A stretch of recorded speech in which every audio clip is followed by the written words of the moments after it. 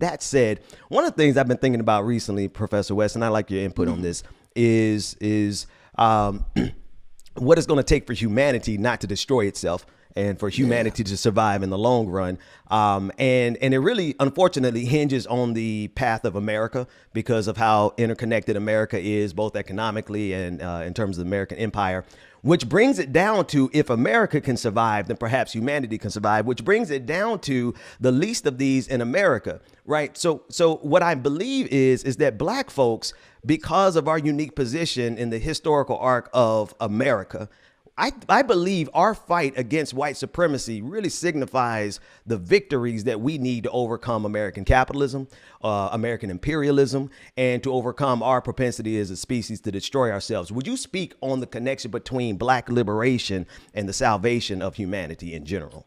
Wow, you over here asking some Well, you profound read my book, questions. so I said, let me come up with the best Yeah, question I could come up with.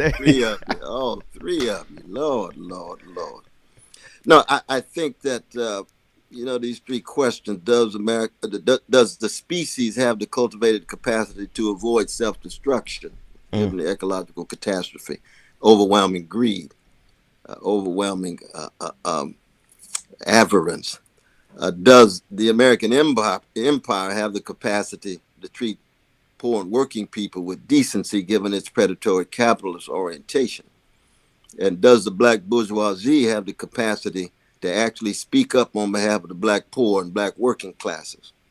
Or all three of them shot through with so much rot and decadence that it leads toward very, very grim conclusions? And for me, those are open questions.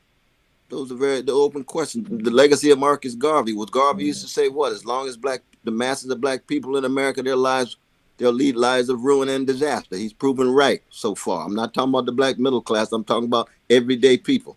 Garvey was right in that regard, right?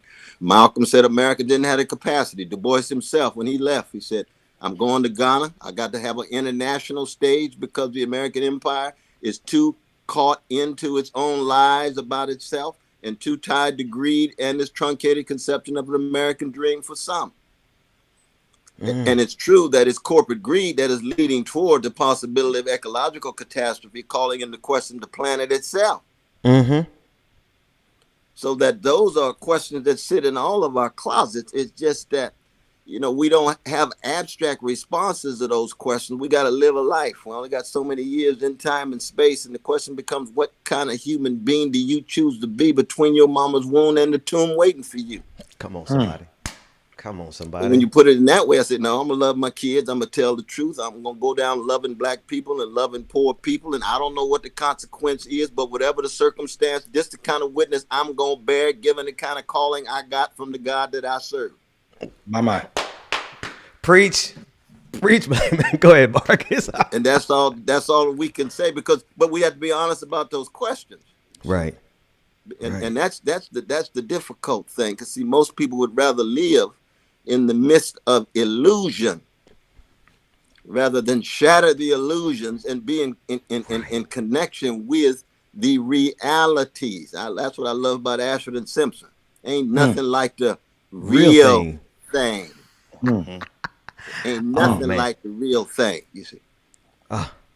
Have you ever tried it for yourself, or are you still getting it secondhand from somebody else? That's Nick. And Professor, you said something right there. Marcus, I would toss it to you, but you said something there that I gotta highlight. You said that people would rather live in an illusion than to face the real thing, and I think that's the fundamental question of who's going to be a good faith actor or not. Can you handle the truth or not? That's Marcus, I'm sorry. Go ahead, Marcus. Yeah. That's real. See, that's precisely why the best of our tradition are funk masters. And we refuse to fake the funk. And if you're going to deodorize the funk and stay on the surface and be superficial, then go on and live your opportunistic life, but don't drag the truth with you.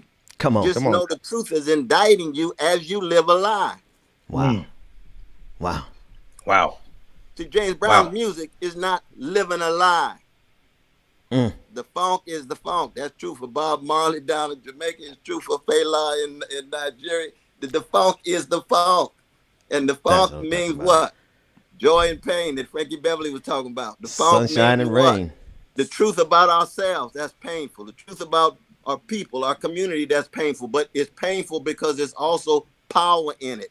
Mm. And you take that pain and transform it into a spiritual power, a cultural power that has political consequences. That's it. But once That's you it. lose your spirit and start faking your funk, you're going to end up with phony politics.